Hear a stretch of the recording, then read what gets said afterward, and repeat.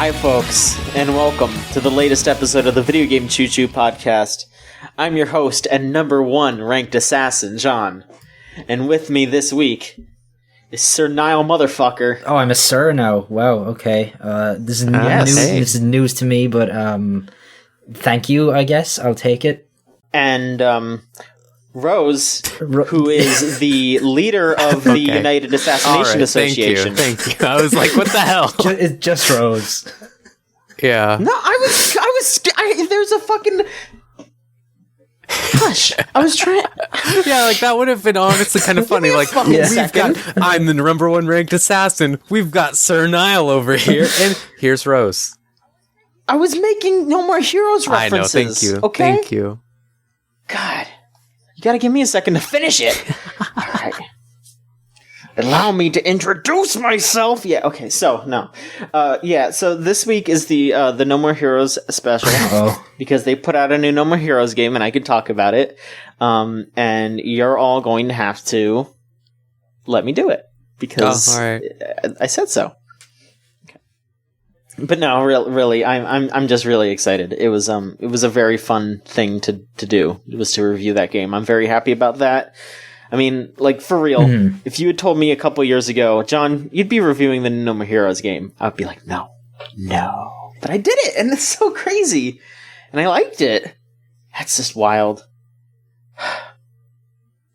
I'm sorry. What's going on with you all? Tell us about Travis Strikes Again, yeah. Okay. I just didn't want to, like, interrupt you because you're so excited. Yeah. No, I didn't want to be rude. But okay, I'll continue. I'm sorry. Yes, so Travis Strikes Again, No More Heroes is out. You can purchase it. There's a review up on the site that I wrote. I gave it a big ol' 4 out of 5. Because it was neat. There was some stuff that I thought could be better, but you know what? Let's look at the positives first. I thought that the gameplay was actually better than the average No More Heroes game. I guess I should ask... to both of you, have either of you played a No More Heroes game in the past? Nope. Yeah, I played all of them. Okay. All right. Rose, how did you feel about the combat? Because I've never had a problem with the combat, but a lot of people have been like, oh, it's bad. It's something you have to get over. Yeah, so, listen, I might be the wrong person to ask this as the near Gestalt liker and shit like that, but, like... Sure. It's not, like, amazing character action game combat, but you could do worse. You could play, like, Lords of the Fallen, and be like, oh, boy. Yeah, I getcha. I think that... Travis Strikes Again is a different kind of action where, the original No More Heroes is a character action-y kind of game. But Travis Strikes Again is a hack and slash. It's like a scrolling beat-em-up kind of deal. Very basic, very budget feel. But not in a bad way, and I almost feel like it's better, mostly because there's more enemy variety. Like, when you play the original No More Heroes, there's, like, 4... Other than the bosses, obviously, there are, like, 4 different characters. There's, like, the regular dude that's gonna come at you. There's the guy with a gun. There's a fat guy that's got more health. And then there's, like, a strong guy that has a sword. And that's it. But in this one, you fight these, like, computer bugs. And there's a bunch of different kinds. There's not, like, a shit ton of different kinds. It can get a little repetitive. But they actually meld them together in ways that are interesting. So, you could be in a room with a couple of really fast guys and a slow guy. So it's like, oh, hey, I have to manage fighting this big enemy while these small enemies are chipping away at my health. Or you'll be in a room with 2 super strong enemies, and then there's also, like, turrets around you. So you have to decide, hey, should I take care of these turrets first or fight these foes? Right.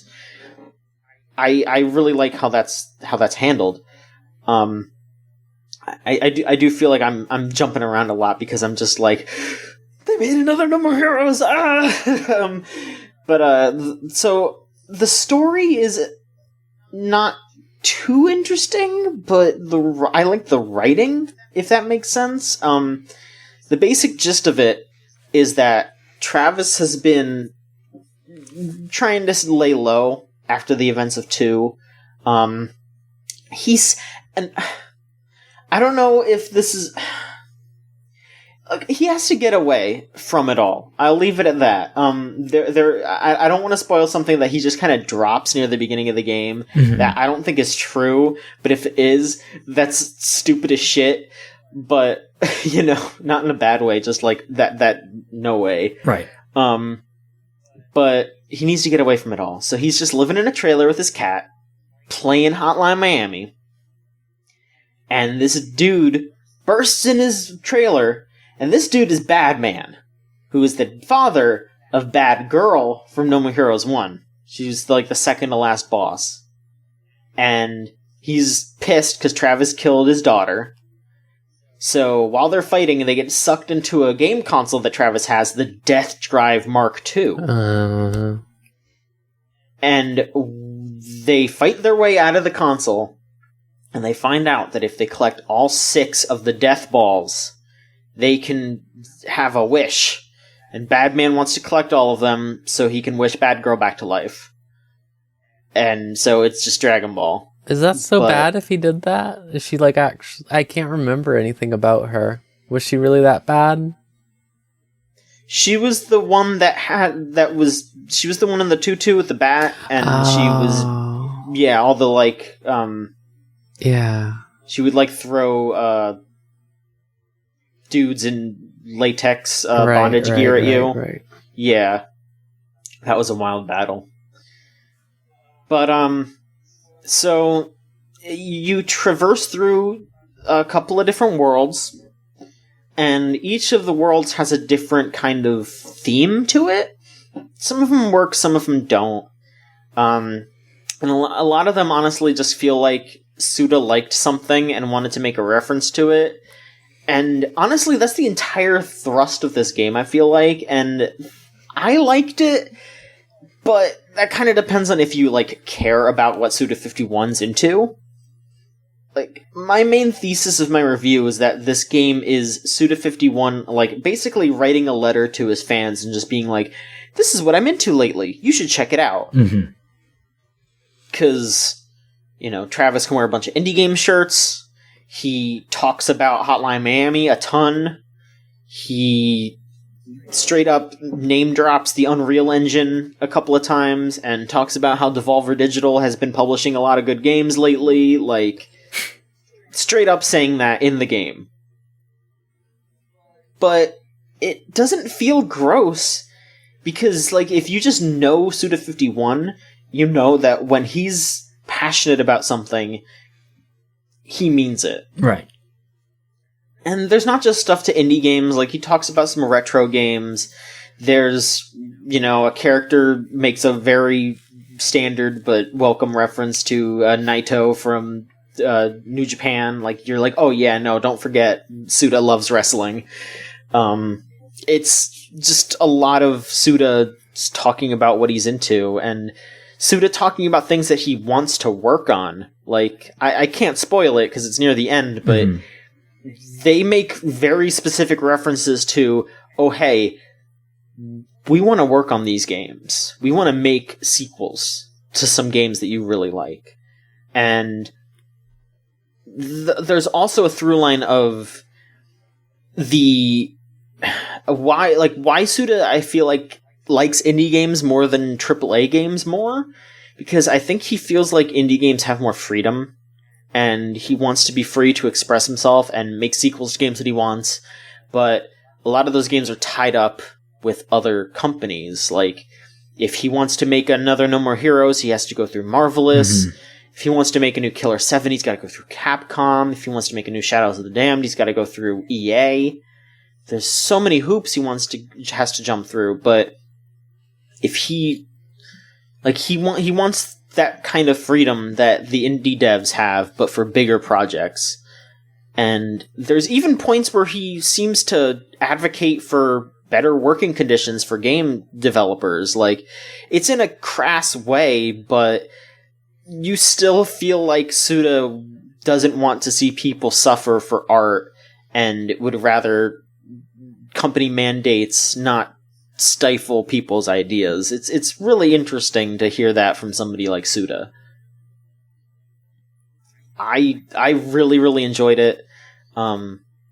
Something that a lot of people are probably going to get turned off by is like half of the game is reading, which is really surprising. There's like these visual novel segments in between each time you finish a level, Travis actually has to go out and get the next death ball. So there's a visual novel style, just like text dump, not like a dump, but you read through a visual novel of Travis going to get the next death ball. There's no choices or anything, it's just reading. Right, so is like most of the story told through those like visual novel sections, or do they like pepper it in as you're just running around doing whatever else? It's like 80% in the visual novel and 20% in everything else. Sure. But if you don't gel with what's going on in the visual novel, you're going to be bored as shit. But if you're like me and you just want to see what Travis is talking about, if you want to see what Suda's thinking about, you're going to love it.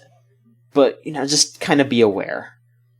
Right. It feels it sounds very much like it is a game aimed at, like, Suda fans and at No More Heroes fans and only those people. Like, it sounds like it doesn't have much scope for somebody who isn't familiar with Suda's work or with the series in general. Like, it feels very much like, I don't want to say fan service-y, but you could say that, but yeah. But like that's who it's aimed at, right? It's aimed at people like you, or yes, who love that series. Yes. Like the fact that they were like, we're gonna have season pass DLC, and you're gonna be able to play as Shinobu, and people are gonna be either like, who, or they're gonna be like, yeah, Shinobu. Right. Like there's no in between, really. Especially because, honestly, the Shinobu parts of No More Heroes 2 are the worst parts, so they better be careful. I want to play as her, but don't fuck it up this time. Hey, remember Let It Die? Yes. Sucks. Yeah. I never played it. I heard that it was alright. It's, like, one of the most exploitative games I've ever played. I think the Super Bunny Hop video where he said that it was free to paywall is probably the best way to describe it. It really is. And like, and not even in like a viable way, like where it's like you're paying like a reasonable amount of money. It's like an insane amount of money they expect you for. Like it's oof. Yeah, it's like you can beat the first boss without spending any money, but after that you're just like done with that game. Yeah, I beat like the third boss, and I was like, that's too much of my life gone for that. Shame. I love the art style. I love everything about it. I just wish that you just could buy it. I really like. That's why I think I'm like into the idea of the visual novel segments existing, because I think like what people most like about No More Heroes is the characters and the writing in general and stuff like that. Maybe they could get like maybe some more kookier presentation or something like that in the future. If they do another game like that. But like the things I like about Suda is when he does things that are like really cool for those games. Like the collab stuff seems interesting for that game. I really liked in Let It Die, he commissioned like 50 different J-rock indie bands to just make a song called Let It Die for the game.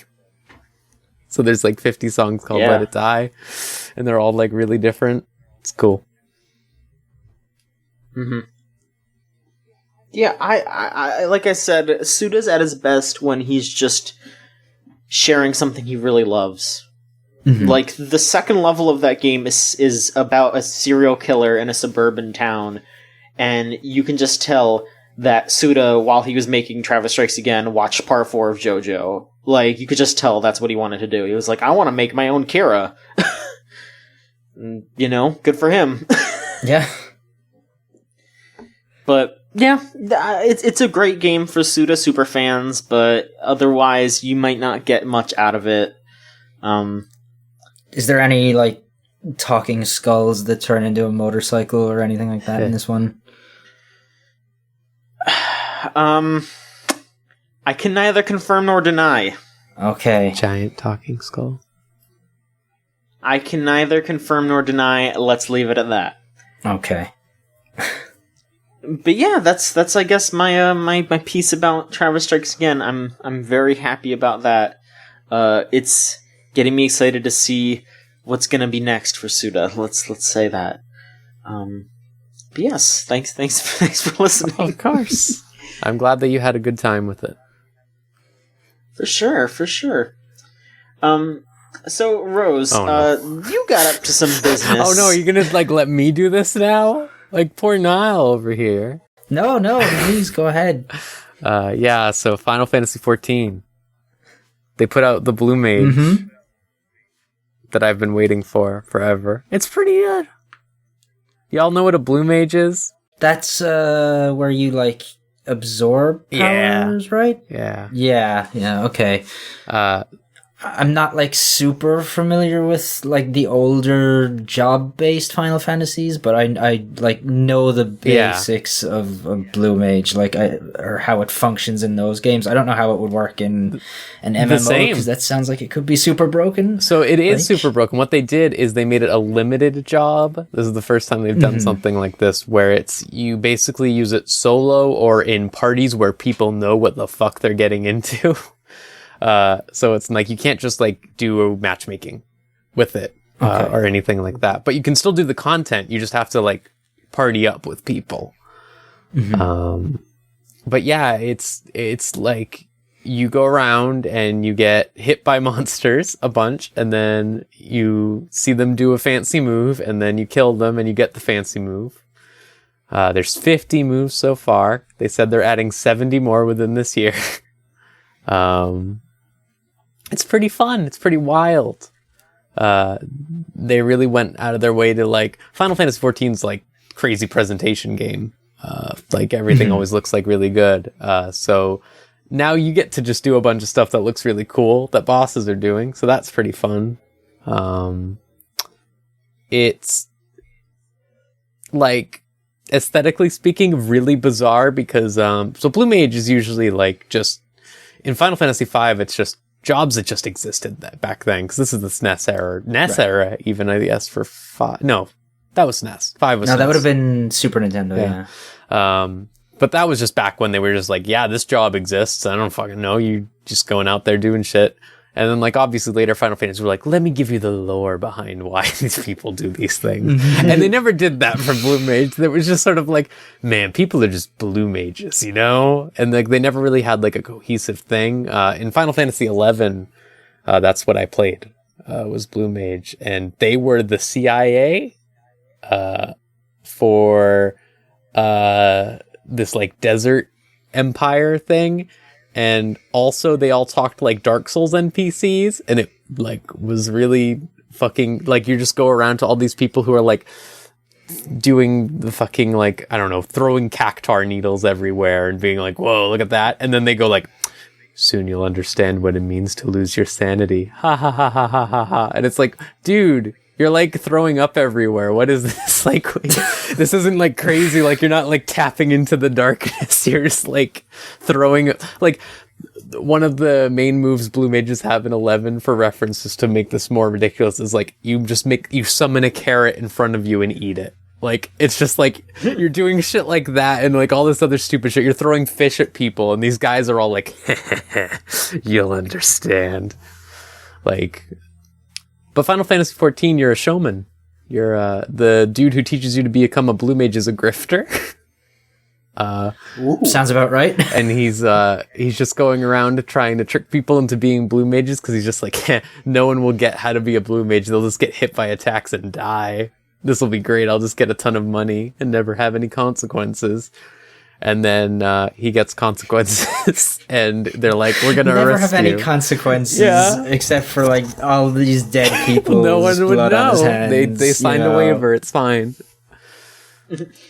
And he does stuff when you become a Blue Mage, you get an outfit. Not the fancy outfit right away, but just this shitty outfit. And he's yeah. So that outfit doesn't have any stats. I was just giving it to all those people to trick them into thinking they had stats, and then they just get fucked.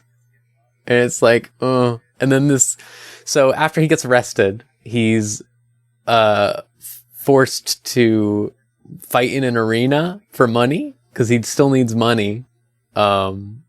and he just Okay. he just becomes this like wrestler where he's just like wearing an outfit and he's the Great Azuro or whatever. Great. Yeah, and he's just like fighting in the arena nonstop, and he like is supposed to teach you how to become like the next generation of wrestling or whatever.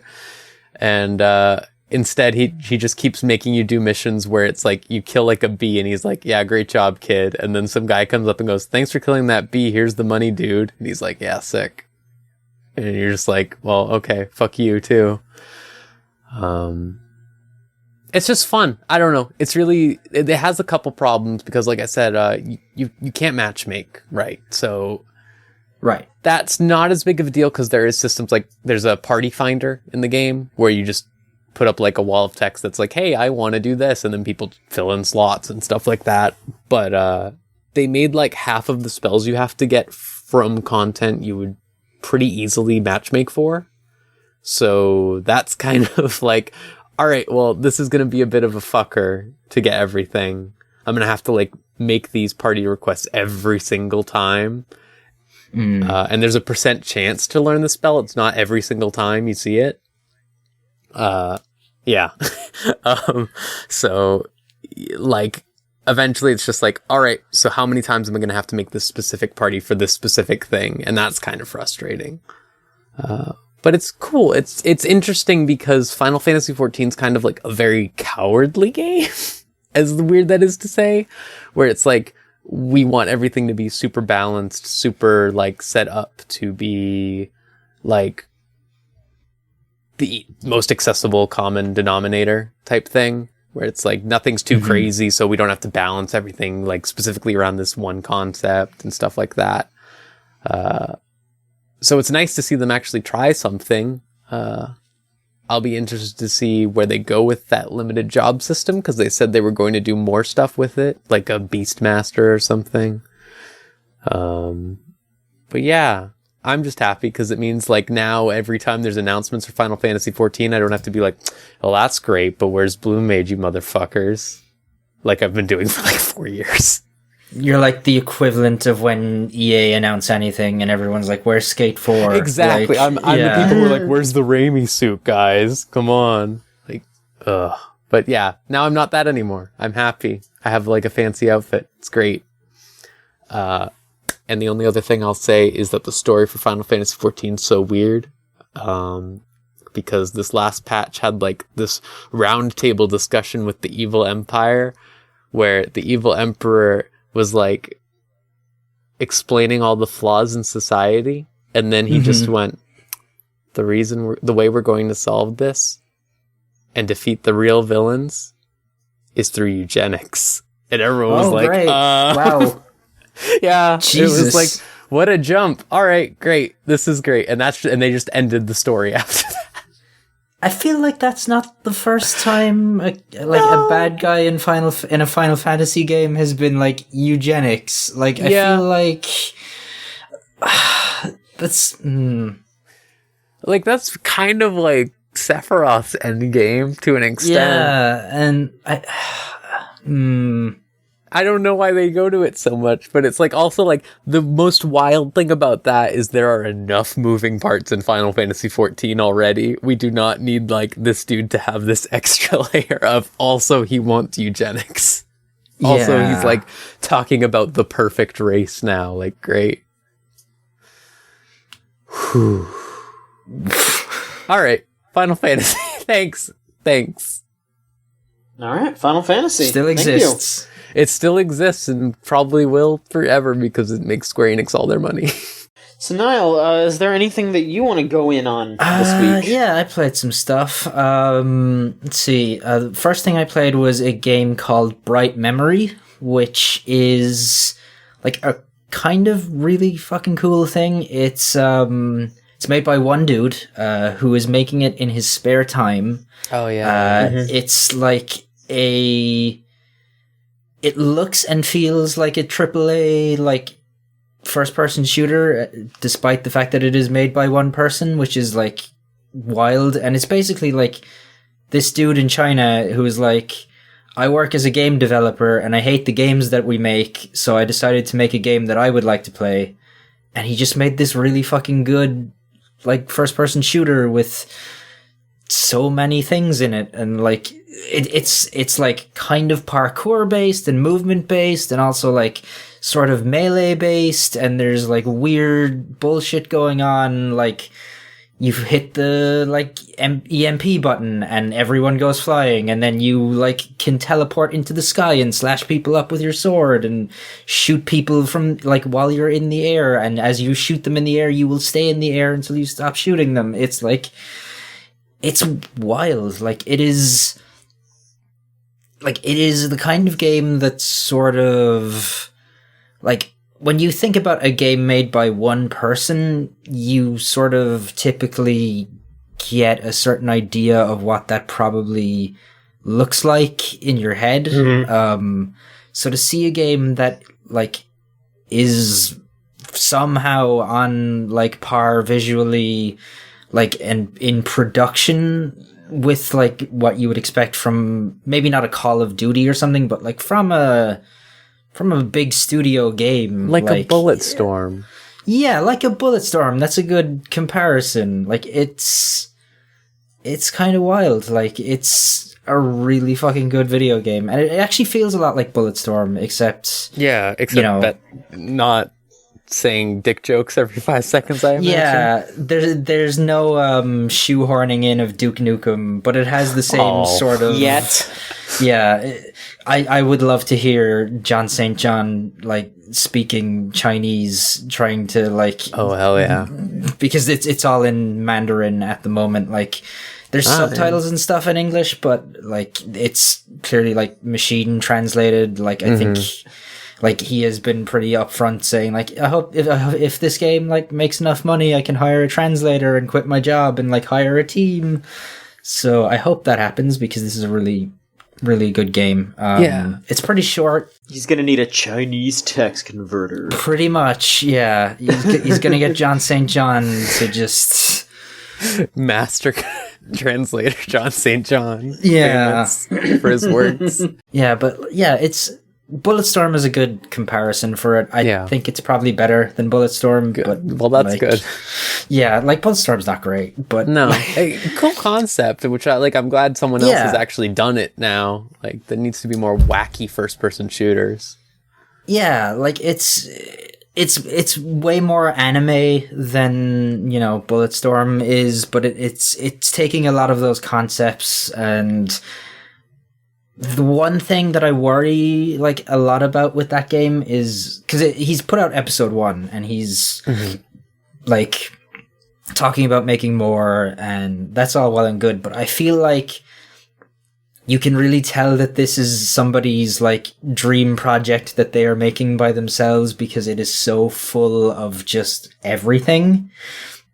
Like, there is so many different button prompts and so many things, like, mapped all over a keyboard, and it's just like, okay, maybe you could, you know, like, focus this down a little bit more. You could maybe trim some of the fat in terms of, like, the mechanics, because I don't have 30 fingers on one hand. I cannot possibly, like, extend my hand in this weird way to, like, hit all these buttons while I'm, like, I can't, you know, like, dodge around with the shift key and the WASD at the same time as I'm shooting and hitting the P and O keys to do something else. And it's just like, all right, like you already could not play this game with a controller. Like, there is no way with everything in there right now that he could map that to a controller.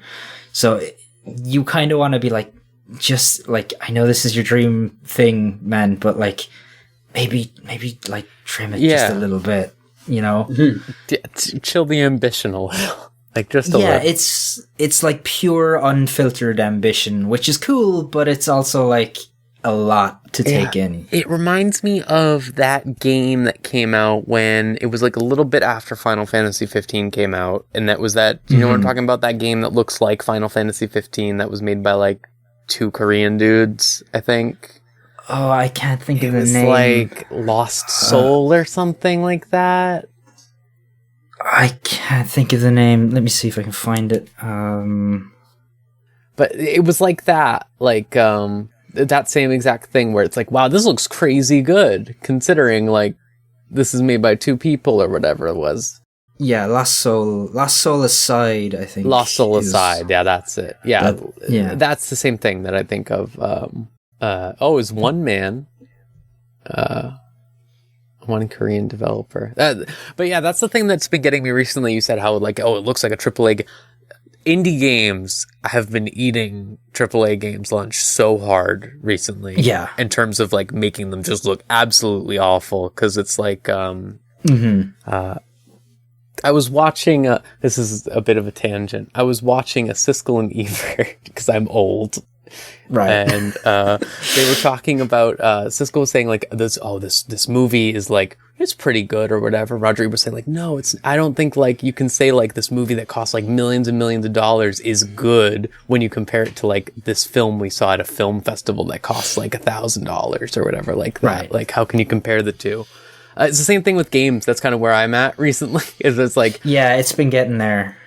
Like, holy shit, Hollow Knight was like my joint. And that was like a budget of like $100,000, maybe? Like, and then you compare that to like, man, Red Dead Redemption 2, which had a budget of like 700,000 times that or whatever. And it's like, fuck, man. Yeah, like, I feel like we talked about it, or we have talked about it a fair bit, like, in the last few months after Red Dead especially, but, like, there has been a lot of, like, really great stuff coming out in the indies, while, like, AAA development has sort of... Like, I feel like the games as service model has been a big part of that, as well as the, like, move to, like, everything has to be open world, even if it shouldn't be. Like, yeah, it is sort of, like, creatively limiting AAA games in a way. Like you wouldn't see anything like Dead Space now out of the AAA sphere. You wouldn't see anything like that.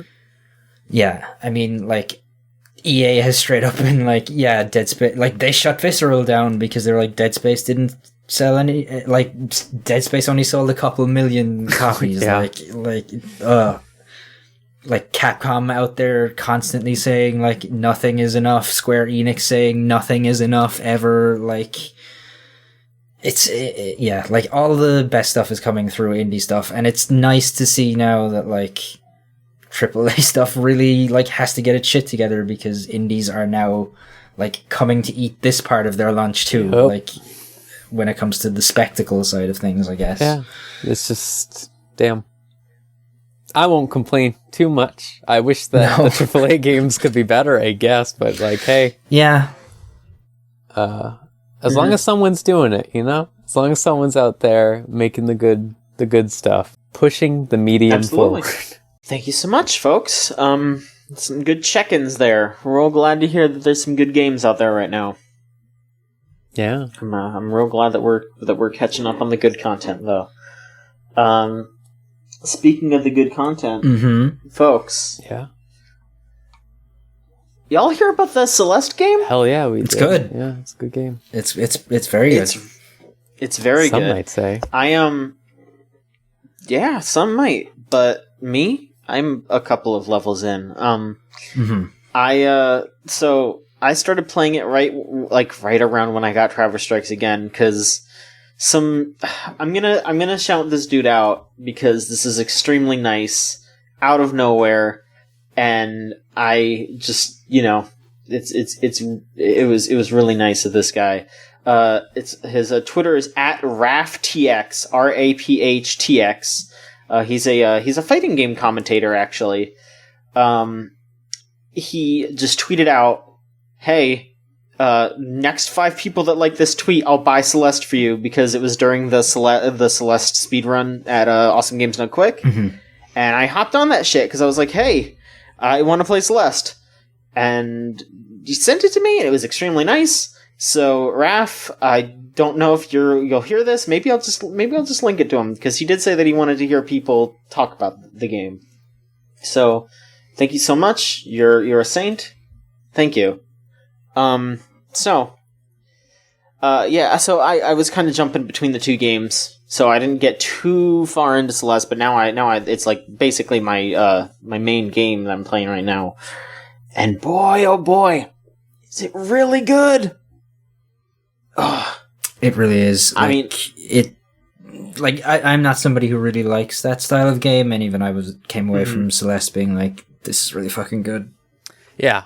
I mean, it has everything that a good, like, tough as nails platformer needs, but it also is fair and explains itself well and is forgiving and understanding.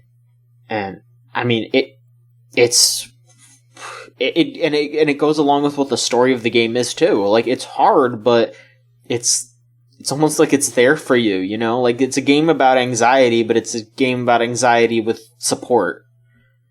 And I really like it. I think the biggest thing that was able to let me get through that game, having tried to play a couple, I can't remember for the life of me what they were, but I tried to play a couple of their harder platformers recently.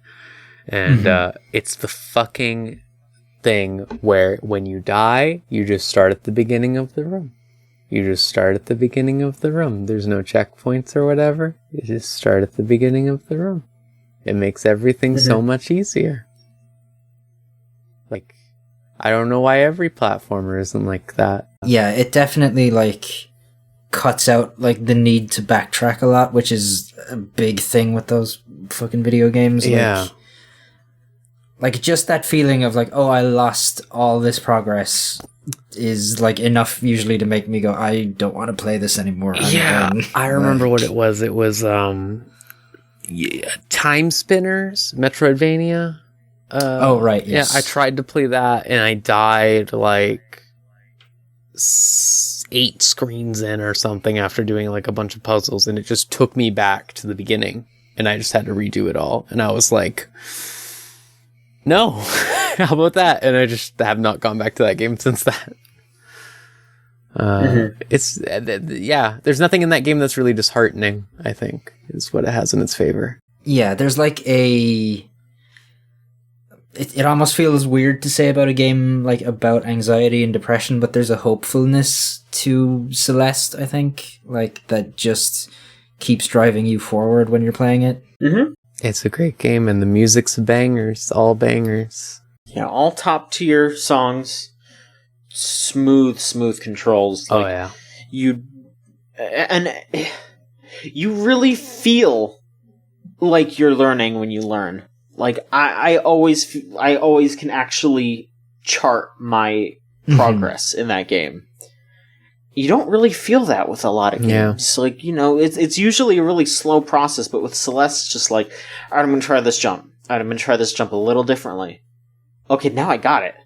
And then, even if you fall, you just, it's like, if you fall, like, during the next segment, and then you start back over, you always are able to get past that first part. Like, you know how to do it. It is ingrained in your head now. It's fantastic game design.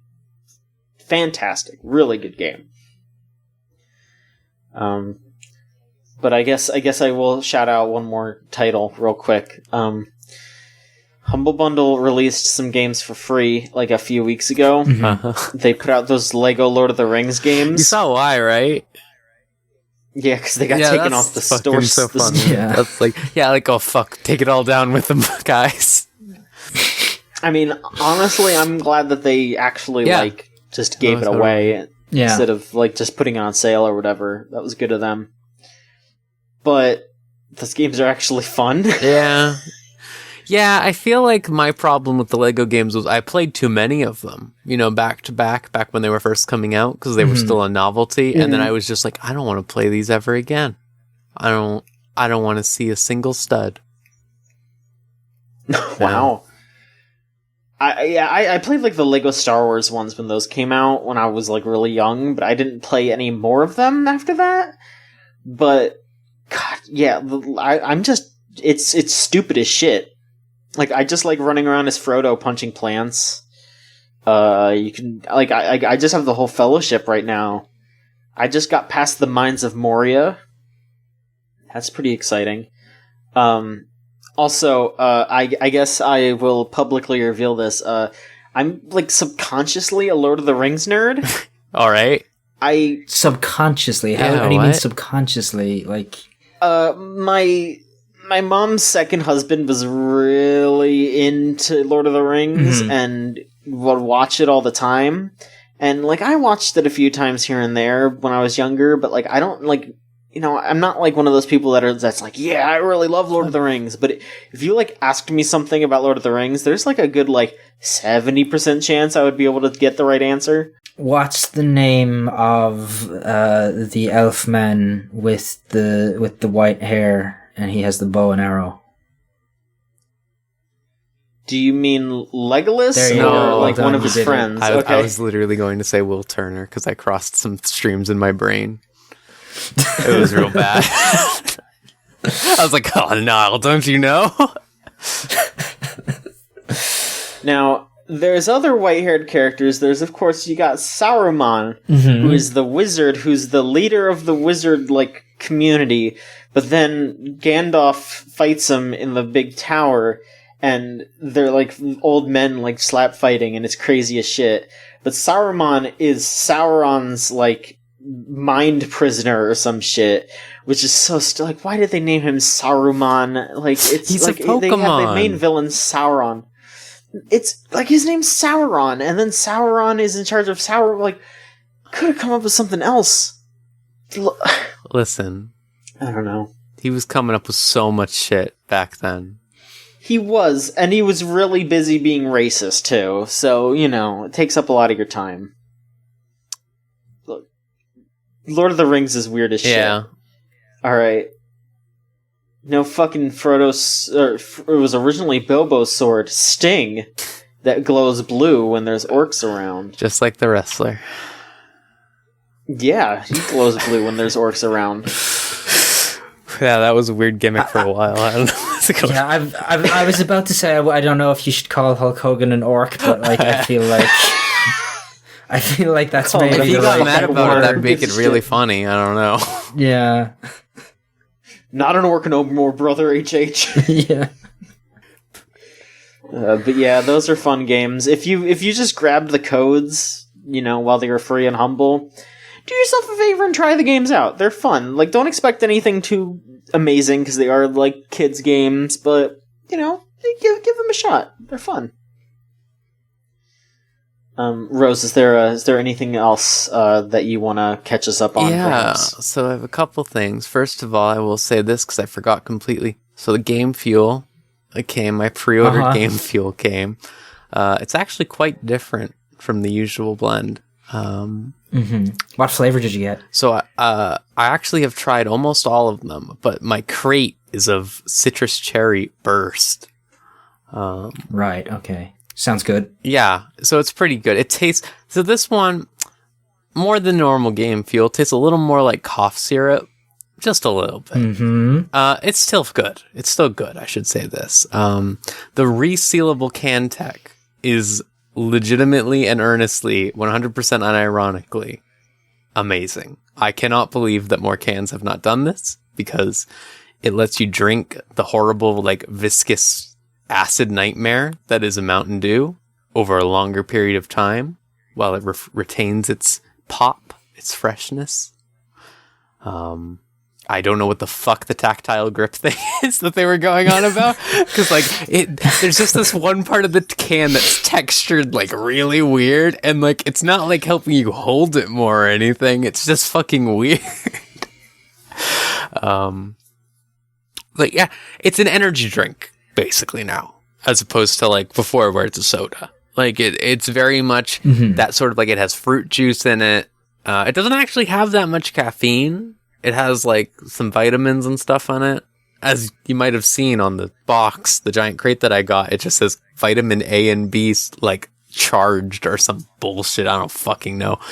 Yeah, so it's healthy for me, some might say.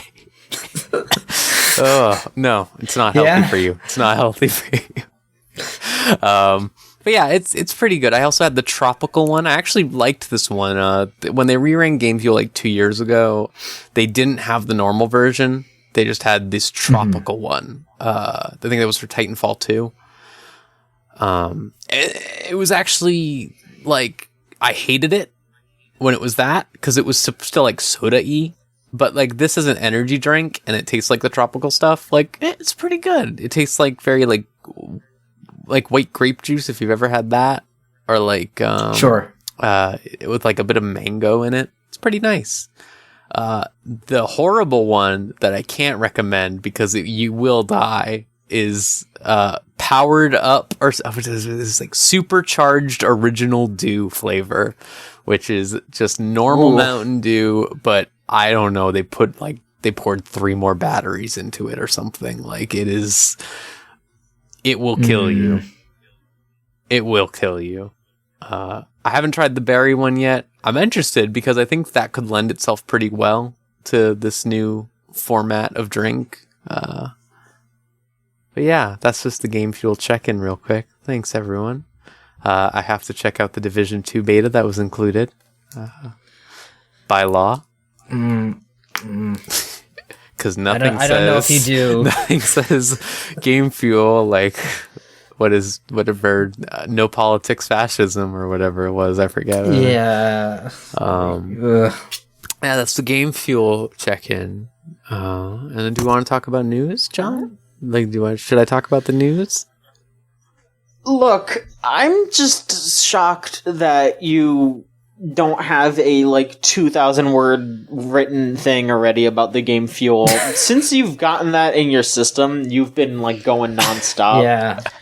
Yeah, you just it's like kind of scary. You just responded to something that was posted in the staff Discord earlier, with just the word gaming, and no one knew what you were talking it's about. Normal, it was just... I swear. Listen, is that I don't know what to say for myself. It's not normal.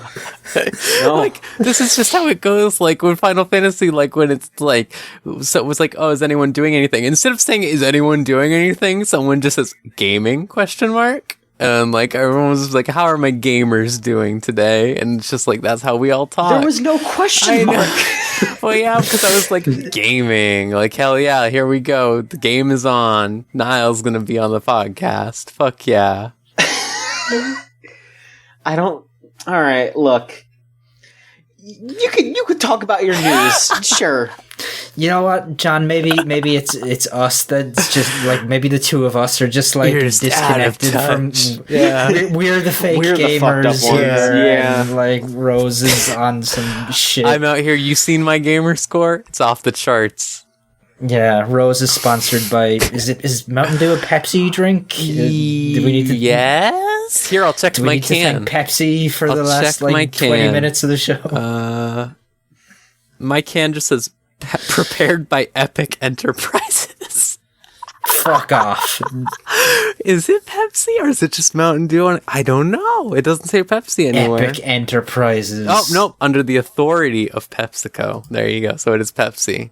The Epic the iron grip of PepsiCo. Over Epic Enterprises. That's terrible. Oh, that's the worst thing I've ever seen. Oh, man.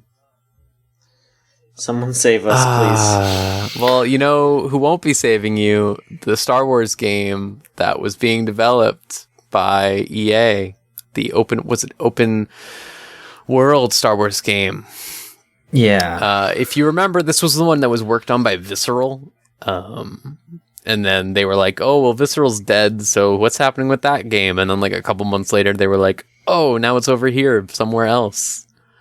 EA Vancouver. Yeah, Vancouver. Yeah, took it over. And they were like, yeah, so that's going to come out. This game where you're going to be a bounty hunter, kind of what was that one forever ago? That was going to be the bounty hunter one. It was 1313. 1313.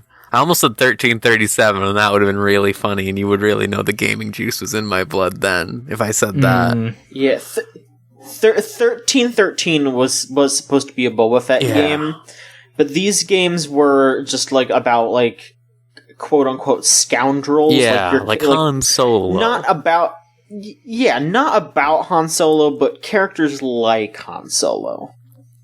And this was the game that was the Amy Hennig's, right? This was the... So, it was initially Amy Hennig. Amy Hennig was working on the first version of this game. But then she left and that was when it stopped, like, Visceral stopped working on it. And then when it moved, Jade Raymond took it over, and then she left, and now it's canceled again. Well, it's really incredible to me how EA has had the Star Wars license to make, like, infinite games, and they have made 2. Yeah. Like, and they haven't, like... And they've been disasters. It's been, like what, 8 years since they got that license or something? Like, yeah. It's been a long while, fuck? Like, what is happening over there? How is, like, AAA gaming so bad at that? Yeah. I it's mean... such a slam dunk. Yeah, they still have Jedi Fallen Order, right? Like, this is the one, like, Jedi Fallen Order is the one they announced, like, at E3 last year, right? Yeah, yeah, that was the Respawn game. That's right, yeah, Respawn. So, will that come out? Who fucking knows at this point? Like, it seems like EA went so hard, like, on Star Wars, and now it's been, like, such a disaster that you kind of look at them and go, what do you have left? Yeah. Like, because you've killed Dead Space, you've killed Skate, you've killed Mirror's Edge, you've killed, like, everything people kind of cared about that you've ever made. Killed Mass Effect. Really killed Mass Effect. They got Dragon Age, I guess, coming. Like, maybe if Anthem does okay, like, if they don't shut BioWare down, like, in a month, like, it's such a mess of a company. I mean, I guess they still have FIFA and Madden to, like, make sure that they don't go under, but jeez, like, what a fucking mess that company's in. I almost wish that some of the subsidiaries would pull a Bungie now, which is a crazy thing to say, that happens still. That's still crazy to me. Yeah. Because, Jesus Christ, EA has been a disaster for years, but, like, I mean, I don't think there's been a time EA hasn't been a disaster, come to think of it, but... Yeah, I mean, I feel like there was a period, like, maybe around a decade ago when they were like, we're gonna try new things, and we're gonna try and not be terrible. Yeah, the partner program and stuff. Yeah, we keep getting named the worst company in America, and we don't want to be anymore, and then they kind of just went back to being the worst. But, like, you talk about, like, wanting somebody in that stable to pull a Bungie and just leave, like, I don't know if anyone could. Maybe DICE, maybe? Yeah. They got Frostbite, like, BioWare, maybe? like, I was thinking BioWare, but then I remembered, like, oh, right, BioWare's creators, like, sold them up the river. Like, they just, like, left immediately. Yeah. So, yeah, I don't know. Yeah, who is even left? Because they just shut down everyone. I didn't even think about that. Fuck. Video games. Who cares, basically, because it's all bad. Like, God, they brought back Star Wars Battlefront and fucked that up.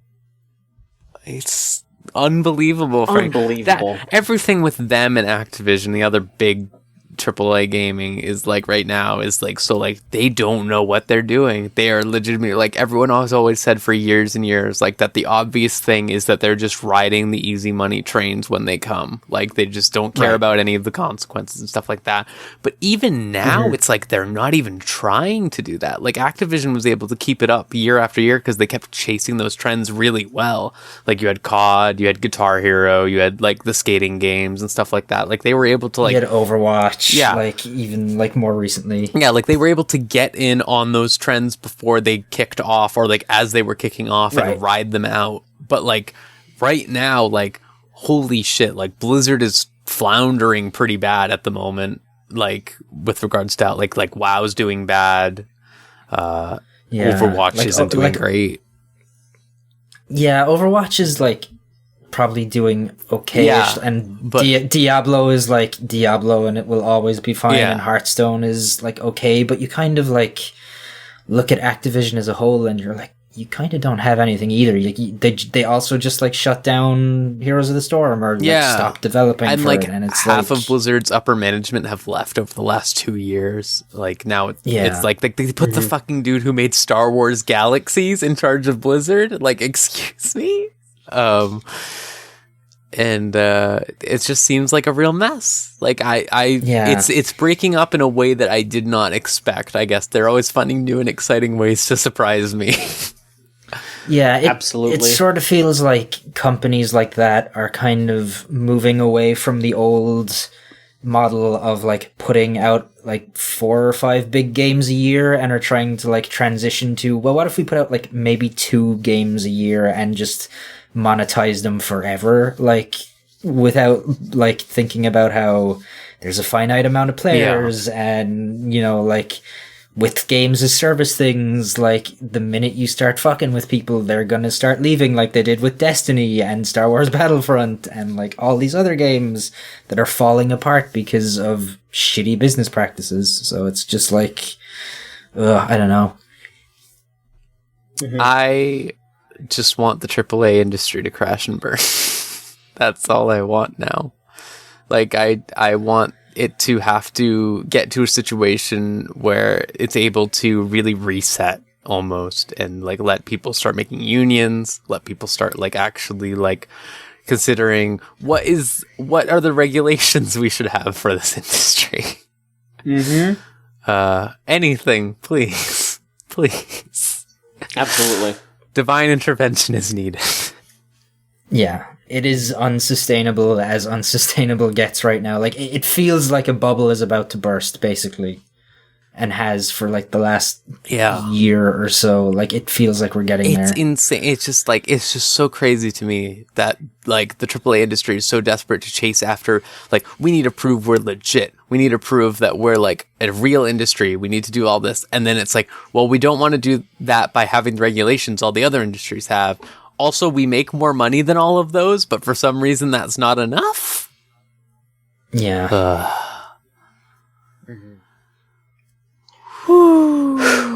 Video games. So, let's touch on a lighter topic real quick. All right. Let's touch on something that should have happened a while ago, but I'm glad that it's happening now. So, a Twitter user that goes by their Twitter handle is Cappuccino Heck has dug around in the files of the NES Online app. You know, where if you have the Switch Online, you can download and play those free NES games. Well, they have dug around in the files there, and they found 22 Super Nintendo games. So, it does seem like they're finally going to be putting Super Nintendo games on the Switch, and will be most likely including them with the online subscription. Like they should have in the first place. I mean, they do need to do more, but we'll get to that. So, the 22 games listed here are Super Mario Kart, Super Soccer, A Link to the Past, Demon's Crest, Yoshi's Island, Stunt Race FX, Kirby's Dream Course, Poppin' Twinbee, Star Fox. Do you got something to say about Poppin' Twinbee? No, it's great. Contra 3. Kirby Superstar. Super Ghouls and Ghosts. Good ones. Kirby's Dream Land 3. Super Metroid. Super Mario World. Pilot Wings. F-Zero. Star Fox 2. Super Punch-Out. The Legend of the Mystical Ninja. Mario All-Stars. And Breath of Fire 2. Like, hey, pretty good. Yes. Yeah. So, I mean, that's a good list, especially if it's going to be the start of the list. Interestingly, little fun trivia fact here for you. This is the first time that Stunt Race FX has ever been re-released, if this is true. So, a little fun fact there. Everyone was holding their breath, waiting for Stunt Race FX. That's the one we all wanted. Like, when the SNES Classic came out, everyone was like, oh, where's Stunt Racer FX? I mean, I don't know, someone wants that. Also, friend of the site, M from the Cutting Room Floor, has also dug up some info. They also went in there and data mined as well, and found out that they've already started to, like, translate game descriptions. Like, Mario World has a game translation, like a description, that isn't just the Japanese one. And Mario All-Stars has an Italian one. Some other games also have descriptions in like a lot of European languages. So it looks like they're gearing up to releasing it very soon, if they're, translating all of it and uploading the files. I'm gonna guess that there is going to be a Nintendo Direct very soon, and it'll be a thing that they drop during the Direct. Like, hey, it's available now, because the files are basically all there. I don't know if the games are playable, but it looks like it's going to be something that they're just going to have to flick a switch. Now, the interesting thing about this, though, is that another data miner that goes by Oatmeal Dome has also found 2 other emulator types in those files, so we may see 2 more consoles getting added in the future. We don't know what they are. There's no signs of what it is, because it's like a code name. It's like the only reason why we know it's Super Nintendo is because those are all Super Nintendo games, obviously. Mm-hmm. But we might be getting other consoles in the near future. It should be exciting. I'm excited for GBA games. Yeah, I would love GBA. I think a good way to do that would be GBA, and then, I mean, it might be hard to do, but it would be really cool if they got Genesis games. If they just dumped a bunch of, like, classic Genesis or something like that. But, maybe Sega wouldn't want to do that because Sega wants to sell those games their own way. But, man, if they brought back a bunch of, like, I don't know, like TurboGrafx games as well, like, just bring back all those old games. For the preservation. Okay. What if they made it free? And for Rondo of Blood.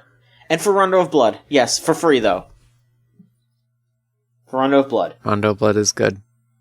They won't do that, though. Yes. Rondo of Blood was just like $20 on PS4 or whatever the fuck it was. Who cares? Do it again. Rondo of Blood. Now, damn, John, you got me. Yeah, jeez. Let's see. Real quick, just before I get into some news, I also played another game. Okay. I played the re-release of Onimusha, which just came out on modern consoles, and that game is still like really good and still like such a weird like time capsule of what Capcom was at that point in time, because it's very much a sort of a half step between the era of like the old tank control style, Resident Evil style, like puzzle solvey game and Devil May Cry era Capcom. Mm-hmm. Like it's got the kind of like combat you would almost associate with like a Devil May Cry, but slowed down, and it's got the weird like Resident Evil locked doors and like weird bullshit that those old Resident Evil games have. And it's a lot like those games as well in the sense that it's really stupid and really cheesy and corny, and it knows it is, but it doesn't want you to know that it knows it is. And so like you just get like a lot of overacting and a lot of strange, weird things, like about, like you find a demon scientist's journal where he's talking about like what the organs of a human look like and how he wants to like, how beautiful the organs of a human are and how he wants to drink blood from their skulls and stuff. And it's like, okay, Onimusha's cool still, I guess. It would have been nice if they had done the whole like trilogy in the remaster, but it's just the first game. It's, I have a lot of fond memories of that series, and I would be pretty happy to see more of it, I guess, even though like there's probably something to do with Jean Reno that they couldn't put the third one out again or something, I don't know.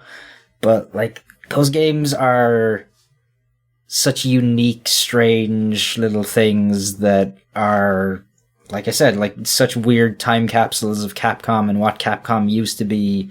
and what Capcom was heading toward being. And yeah, it's been nice to go back and play Onimusha for the first time in like 20 years or whatever it's been. So yeah, that's a good game still. But in actual news, and in news that will no doubt, really upset Solon's class at school, Flossing and the Carlton, they've been taken out of Forza, and it's kind of heartbreaking, So like it almost seems like a weird thing to say they've been taken out of Forza because it's a driving game, but like, you have an avatar in that game, and when you win races, they do the floss dance, or they dab. My character dabs. Used to floss, but now she dabs, because flossing is no longer there. There's been all these lawsuits. Alfonso Ribeiro filed one against Fortnite. The flossing kid filed one against Fortnite for including the dances. And I guess Microsoft and Playground were just like, you know what, let's get out ahead of this. Let's not get sued. They may have gotten a cease and desist order, I guess. And yeah, you can no longer floss or do the Carlton in Forza, but you can still dab, so I guess that's okay. All right, as long as I can still dab. Yeah. It's important that, like, if they had taken out the dab as well, I would have, like, uninstalled the game and cancelled my Game Pass subscription, just been like, what is the Game Pass paying for? Am I right? Like, Jesus. Yeah, exactly. Keep the dab. God, they should put... I was about to say that they should put dabs in more Microsoft games, but I'm sure they already are. I'm sure Crackdown 3 is going to have some dabs in it. Oh, no. Dedicated dabbing button in Crackdown 3. Yeah. Man. Virtual Terry Crews is gonna dab. Fucking Borderlands 3 comes out, it's gonna have a fucking DabQuest or something, or like some character's gonna have a skill where they dab or something. Like, it's gonna be unbearable. When they like announce Borderlands 3 at E3 this year, like Randy Pitchford is gonna come out on stage and he's gonna be like, "I'm Pickle Randy," and he's gonna dab and just like. Claptrap's gonna make a joke about, like, I don't fucking know, Cafefe. He's gonna say Cafefe. Yeah. And it's gonna, no. Claptrap's gonna come out and he's gonna have, like, a little packet of Szechuan sauce and he's gonna be like... Jesus. Or maybe they'll shut Gearbox down. Wow. Yeah, maybe. Well, yeah, that would be great. Claptrap makes a joke about being made of Labo parts. Yeah, oh god. Oh boy.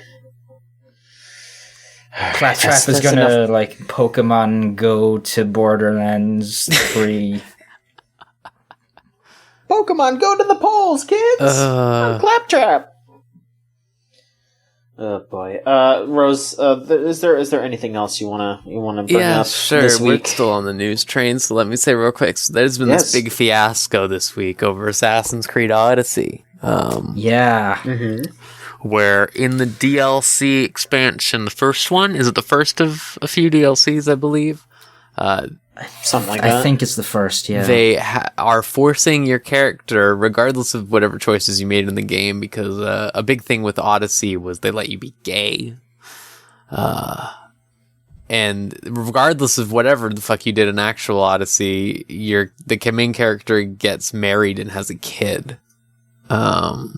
Which is like, wow, guys, good work there. Like, it's the sort of thing that was inevitable with Assassin's Creed, if you know anything about that series, where it's like, oh, it's all genetics or whatever. It's all the like, oh, you have to follow the family line all the way back. But it's still like, y'all could have figured out something. I don't know. Y'all could have figured out something, because it feels like really half-assed. And also, like, weirdly, like, uncomfortable, I guess. Like, to be like, if you're someone who played that game and you're, say, a lesbian, and you played that game as a lesbian, and then all of a sudden it's like, well, you're not actually a lesbian. That was just the fun time, or whatever. Like, that was just a phase. Mm-hmm. Like, it's very... Oh, and I know I'm sure that's not even what they intended. It's the type of thing where they just don't think about it, right? It's a type of Yeah, thing exactly. where, and that's the problem with a lot of AAA games, is like there's no real consideration for like representation Choices in general. Yeah, like it's just sort of like, yeah, well, we're going like when Mass Effect started having trans characters, and they were really rough for a bit. yeah, And stuff like that. first trans character in Mass Effect is just like, here's what my birth name was, and Yeah. here's my entire backstory, and did you know I am trans? Okay, now let's have a conversation. Like, Yeah, exactly. And it's like, it's when you get stuff like this where it's like, okay, so you didn't actually write this with the concept that someone would be gay. You just thought like, oh, this would be fun if people could be gay, I guess. Like, there are gay people in the world somewhere. Like, it sucks. And they've made a statement, but they're like, well, we'll try to rectify this in later DLCs. And I'm like, what does that even mean? Like, there's no way your DLC isn't already all done. Like, what are you going on about? Like,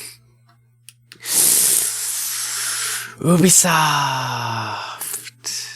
is great. No politics. AAA games are rough. They're real bad right now. I don't know. They've been real bad for a while. They've always kind of been real bad, if you think about it. Like, there's the time, like, they were talking about, like, hey, that dude made Splinter Cell Blacklist, or not Blacklist, that's the most new one, the Chaos Theory, and he lost all his brain cells doing it. Like, great. That's... I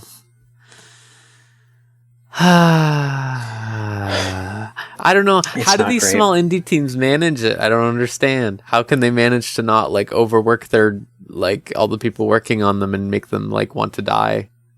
How do they manage it? I wonder. It's impossible. It's just really inevitability of the industry. Just like games need to be more expensive. Now, what's Soldier Boy up to? Soldier Boy's at it again. Once again. Yeah, once again. Before the holidays, we kind of talked about Soldier Boy's initial run at the video game industry, where he was selling just a bunch of like emulator boxes that were shipped with, hundreds, thousands of games, whatever.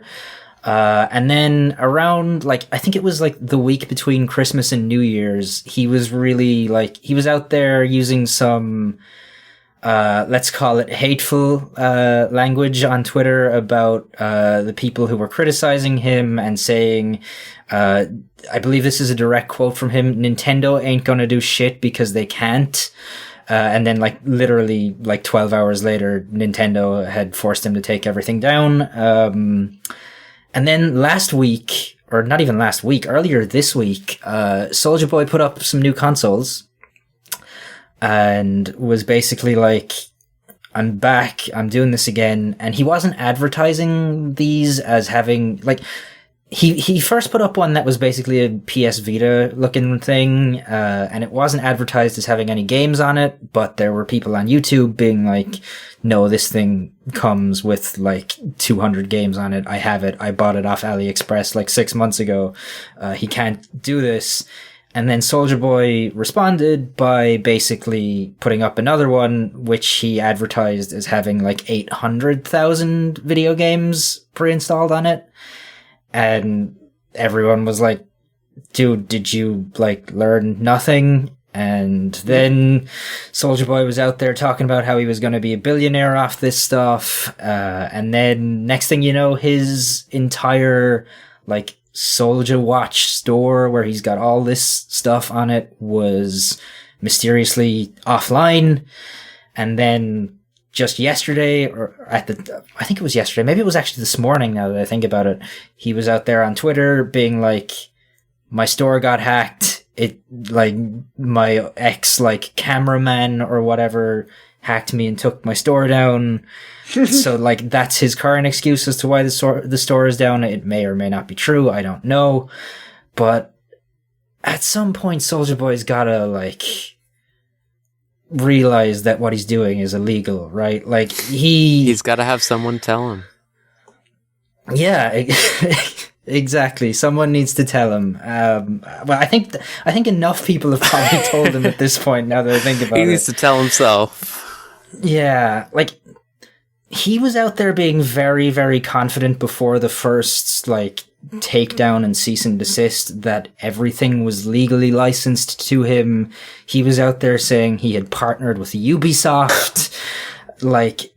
I got the impression that he had maybe done a deal with whoever this like Chinese company was that's making these boxes and shipping them out with like his sticker on them, that like he seemed to think that because he had done the deal for these consoles that everything was legit and above board, which it obviously wasn't. And then like it seemed like he just went, well, if that company wasn't legit, maybe these ones would be legit, or like this one doesn't come with any games advertised for it, I'm good. Like, it's just an emulator box. I don't know. Like,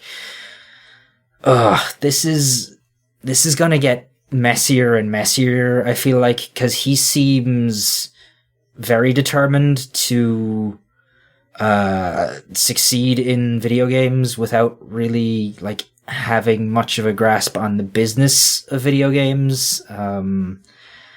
And yeah, like, he's out there still talking about, like, starting his own esports franchise and hiring Ninja to be an esports player for him. So, like, I don't know, Soulja Boy, whoever's in his ear telling him this is okay, like, he needs someone else to tell him. Yeah, like, it's gonna get messy. Like, I feel like we thought at the end of last year, like, 2018 was crazy for news stories, and already this year is, like, wild, and this is just gonna get wilder, I feel like.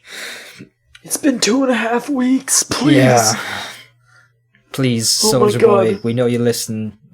Please stop. Please reconsider. You get sued.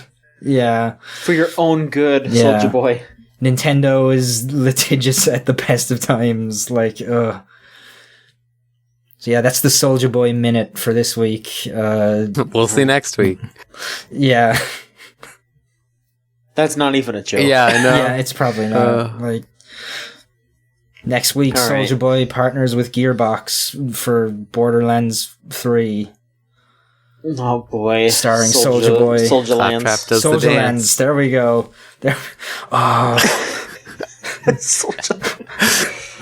Oh fuck. Alright, let's move on to questions. Alright. If you want to send in a question, you go to videogamechoochoo.tumblr.com/ask, and you'll sound like the people that send questions. Right here. Mm-hmm. Shulis asks, which TF2 character has the most power? The medic. Well, he says... Now, the Heavy says that his gun costs like $50,000 to fire for like 30 seconds or whatever, right? Like, $200,000 to fire it for 12 seconds, if I remember correctly. So, like, that's pretty strong. He's now. I do need to say that Shulis did capitalize the word power, so I don't know if that changes your mind. Well, at all. then it's a spy, because the spy can just turn into anyone. And the spy had that alert to, like, he apparently attracts people to him. I mean, yes, he is the scout's at least stepdad. Yeah. I'm not sure if he's actually his dad, but yes. Which is very funny. I love TF2. I would say, I mean, it'd probably be kind of easy to just say Saxton Hale, because he does just like jump from helicopters and fight Yetis and shit. But if we're talking about like the main cast, I mean, Soldier just does all kinds of dumb shit constantly and gets away with it. Yeah, he does shoot himself in the legs with a rocket and can walk afterwards. So, I'd say maybe Soldier. Alright. These all seem reasonable, I think. Medic can just keep everyone alive forever. Like, that's pretty strong. Yeah. The medic did put baboon hearts inside of everyone so he could supercharge them. Yeah. And when you think about it, there's nothing more powerful than, like, having domain over other people's lives. So, which you kind of have. True. So. Mm-hmm. He decides who lives and who dies. Yeah, exactly. Oh, man. We gotta play TF2 sometime. Yeah, I haven't played TF2 in like years, so that'd be good. Even better. Yeah. Yeah. Surprisingly hasn't changed much. Yeah, I bet. But, you know. They added matchmaking after Overwatch came out, but that's about it. Yeah. Yeah, I think I fired it up like a year ago and was like, I'll go through the tutorial and reacquaint myself with this, and then I never played a match of it, so... Yeah. I should try it again. Sure. Anonymous asks, now that we finally got another taste of Travis Touchdown, don't say that again. What do you hope to see in future NMH projects? I just want them to make another mainline one, you know? I just want them to... You know, I want them to just make another cool game, put a bunch of really good music into it. That's it. I trust Suda. I don't want to request. I just want him to take me on a journey. I made a face. You can't tell that I made this face, but just know I made a face, John. It's up to the viewer to decide what kind of face it was. Let me live, okay? What about you, Rose? Do you have any requests? Like, I just want no motion controls. That's just what I didn't really like about them. Yeah, because I ended up playing them on the PlayStation, honestly, because I bounced off. I didn't bounce off. I played one on the Wii when it came out. And then I just ended up playing it on the PlayStation. So you didn't play 2? I did play 2. Not all of it. So I ended up watching an LP. Ah, the coward's path. Oh, yeah, whatever. Sorry we don't all have the energy to swing a Wiimote around or willy-nilly or whatever. Humph. Alright. Niall, I know you haven't played any of them, but do you have any requests? I think it'd be really funny if he like rubbed his hands up and down the sword like he was jacking off. I think that'd be funny. Hey, you know what's fun? Your wish has been granted. Great. Oh, there you go, Niall. How specific that. I'm glad that your specific wish was granted. The one thing I know about No More Heroes. Oh boy. Alright, so the next 3 questions are all about the same thing because I streamed a game a few days ago and it fucking sucked. I streamed Yu-Gi-Oh! Duelist of the Roses and it was really bad. Scott will argue against that, and Scott is absolutely allowed to have his opinion, but I very much disagree. I caught when I got home from work, I turned on that stream and I caught the last 15 minutes of you playing that game, and I could not make head nor tail of what the fuck was going on. It's like Yu-Gi-Oh, but it's got weird Mario Party bullshit in it or something, and it's kind of like chess somehow. It's kind of like chess, but it's... So it's a Yu-Gi-Oh game set in the War of the Roses, from the 1400s? Yeah. The fucking Tudors and shit? I don't know. It makes no sense. There's a scene where you meet Yami Yugi, and he's like, I'm Henry Tudor, but call me Yugi. And I'm just like, fuck what? off with that. What the fuck? I didn't know anything about it. I was just like, yeah, John's playing a Yu-Gi-Oh game again, and now you tell me this? Yeah. Maybe you should have led with that one. I led with what I was playing. If you take a cursory glance at that shit, you would see what the fuck is going on with that game. So, you start to play it, and it's all the old cards, too. So they all fucking suck. And you're just the basis of the game is that you're supposed to get your cards over to your opponent's side to attack them. But it's not exactly like normal Yu-Gi-Oh is. You can just randomly fuse monsters together, and if the fusion makes sense, it will summon a stronger monster. If you fuse 2 dragons, you might get a stronger dragon. That kind of shit. you're supposed to like fuse monsters and spells if they're like spells that match the monster, and then that'll power them up. Like, it's really dumb. It goes against everything that Yu-Gi-Oh is, and I was not prepared for that. There was a tutorial, but we got halfway through the tutorial and it was all the same shit, so we skipped it, and they put all the stuff that was basically like, here's what's different about this game at the end of it, so I didn't get to see it because we were all bored and we didn't want to sit there for 15-20 minutes because I was streaming, so, you know. Anyway, that game was a complete piece of shit, in my opinion. And, I mean, I guess if you do put the effort into it to learn it, I guess you could have fun with it. I feel like you might have to, like, have a FAQ open, so you could be like, okay, this fuses with this. Okay. Because if you don't know that, it's, like, impossible to win. But anyway, Anonymous asks, besides the War of the Roses in medieval England, what other historical events could Yu-Gi-Oh! Characters be inserted into? The American War of Independence. Yeah, absolutely. The Civil War. Yeah. You know who's on the South. It's Kaiba. Yeah. Wow. Come on. Come on. Yeah, like, John, you... Yeah, It's like, Kaiba and weirdly enough, Joey. Yeah, Joey defects. No, Kaiba wouldn't let Joey over there. Well, he doesn't have to be there. It can be like the type of thing where it's like Team Rocket in Pokemon, where it's like Team Rocket's definitely not, like, Giovanni doesn't care about them. It's the same thing here, except it's kind of problematic. Oh my god. I am honestly surprised that they... Like, I'm shocked that they went with the War of the Rose instead of doing, like, a Japanese reunification story. Like, I'm so shocked that Yugi wasn't Nobunaga.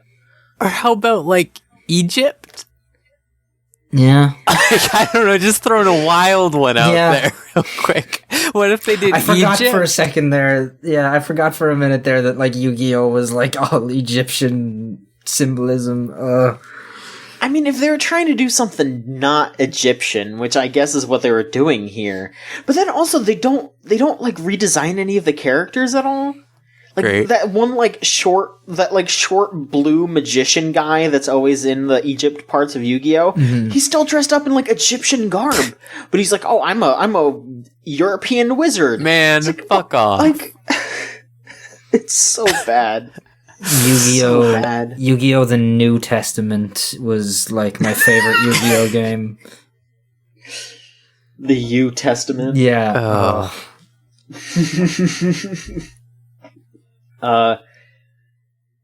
What alternate universe would you slap on an existing game franchise along the lines of Yu-Gi-Oh! Duelist of the Roses? So this one is asking, like, what like, it's basically the last question, but you can also swap in a different franchise. What's a dumbass franchise that you would swap in for something like that? Now, before you all say anything, may I just remind you that they actually already made a Nobunaga's Ambition game with Pokemon. Yeah, that's true. That's what all I could think about when you were saying what this game was.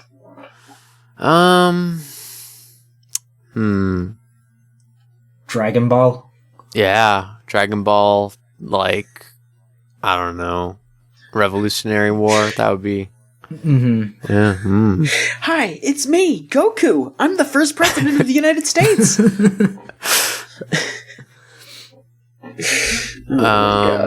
Kingdom Hearts. I don't know. Kingdom Hearts does anything really. That's fucking off the wall. Yeah, Kingdom already. Hearts. Yeah, just make it up as you go along with Kingdom Hearts. Honestly, like you might as Mickey well. Mouse is Jeanne d'Arc. There you go. Christ. God speaks to me. My sins. Oh boy. I don't fucking know. It's so scary. Like, I feel like the reason why it's so hard to think of something is because Yu-Gi-Oh! And the Tudors is already so like, fucking what? stupid. Yeah. I don't know. Alright, let me make sure that this is the last Yu-Gi-Oh! Duelist of the Roses question before I say it. Okay, yes. All right, our last Yu-Gi-Oh! Duelist of the Roses question is also from Anonymous, and it's, as head of Konami with the power to move the company forward with any project in the year 2000, would you personally have greenlit Yu-Gi-Oh! Duelist of the Roses? Yes! Of course! Like, what else am I going to do? Metal Gear Acid? I don't care how much money I would lose. This is the dumbest idea ever. Oh my god. Yeah, I feel like back in those days, Konami weren't saying no to anything, honestly. Like, that much is clear. There's so many Contra games. Yeah. God. Crow Factor asks, which of the current Smash Bros. Would pose the biggest challenge to Travis Touchdown? All of them? Literally all of them would beat him. Pichu would beat him immediately. I mean, if we're talking about, like, reality, yes. Like, obviously, I'm still gonna root for him to be in Smash, and I would want him to be good in it. But, like, every single one of the Smash Bros. Would just whoop his sorry ass. Oddly enough, not Mr. Game & Watch. He could beat Mr. Game & Watch. That's the only one. Why would you say that? Because he's 2D. He just, like, cut him in half with a big katana? Damn. Brutal. You came up with it, not me. Yeah, I feel like Travis would be weakest against, like, Wii Fit Trainer or absolutely Zero Suit Samus. Wii Fit Trainer, like, I think. Because he'd just get horny and just, like, be destroyed. I mean, yeah, for, like...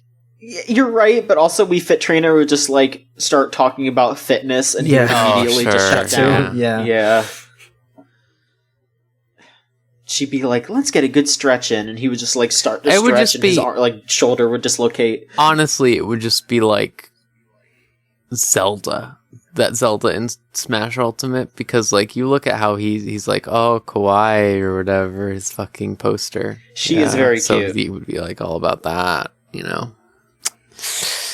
Yeah, and then she would just, like, hit him with the big knight, and that would be it. Thank God. Finally. Alright, let's see here. Another Anonymous asks, are there any spin-off games you liked on game franchises that you don't care for or have not played? I've never been big on any of the mainline Final Fantasies, but I have fond memories of Final Fantasy Tactics and Chocobo Racing, and I enjoy Kingdom Hearts. Also, Ergies rips ass. Fucking Ergies. I don't know if I would say Ergies rips ass. God bless the ring, Niall. God bless the ring. Yeah. I just, like, I can't think about Ergies without thinking of just, like, the time I was watching John play it and he had me look up, like, the tier list for it, and it's just fucking Ergies. That's a real thing Square made. It really is. It's a piece of shit, but it also whips ass. That's a good question. It's a side game that I like more than the main titles. Nier. For me. Well, I mean, yeah, I guess if you consider them Dragon Guard spin-offs, they are. They right? Absolutely are. Well, yes, they are, but yeah, so yeah. But like, the Persona games to SMT. Man, get out of here. No. I mean, right. I'm not wrong, but... No.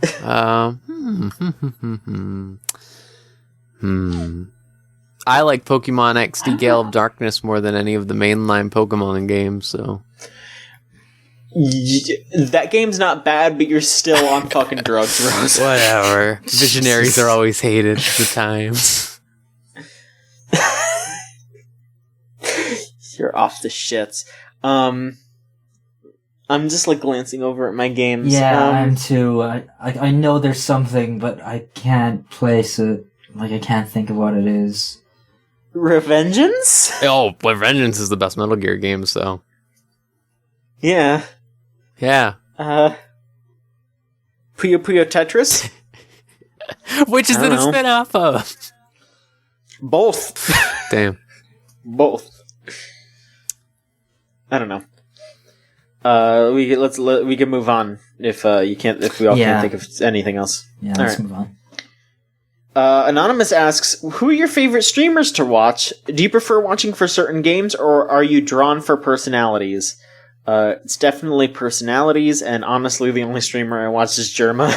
Yeah, I like Germa as well. Germa's good. The Germa Rumbles are like the fucking best. Yeah, I don't watch a ton of streamers either. Like, I kind of watch a handful of Dead by Daylight streamers, and like that's kind of it. Like, that's I watch the people who play the game I play. Like, that's pretty much it. I mean, I'll watch like fighting game streams here or there, but I guess that would be more for the game than the personality, because I'm just there to kind of watch the fighting game. How about you, Rose? Well, the only ones I watch ASMR streams because I'm just broken now. This is what I do. Mm-hmm. And other than that, it's the men drinking coffee, but they are stopping soon. Yeah. I can't believe it. I can't either. So sad. I've been watching them for years. I've been watching them for like 6 years. It's crazy. I mean, I just got into them. Who else is going to mod Toilet into Sonic games? Who's going to mod Toilet into Sonic games? Who's going to mod fucking Raven's Cry to replace the sun with George Bush smiling? Like, who's going to do that? Jesus. Who's going to mod the boat to say life begins at 40? Like, who's going to do these things? Have you never seen that, John? You should see the Raven's Cry LP. Eventually they just get so pissed off at the game that he just starts modding out of like trying to cope with it. God. I mean, I'm just glad to have like a degree of separation with them where I could tweet about Metal Jesus doing something stupid and one of your girlfriends tweets at them about it. Just very good. Yeah. Alright, Horror Errors asks 2 questions. First one, is Y2K an early contender for worst game of 2019? And 2, somewhat related, but if there was a game grounded in the nostalgia for the aughts, how do you think it would express that? Because it's about time we started getting some nostalgic media inspired by that era. Okay, well, first off, there is games inspired by like the mid 2000s. You should go play like Emily is Away, because that is the like the mid 2000s, the video game.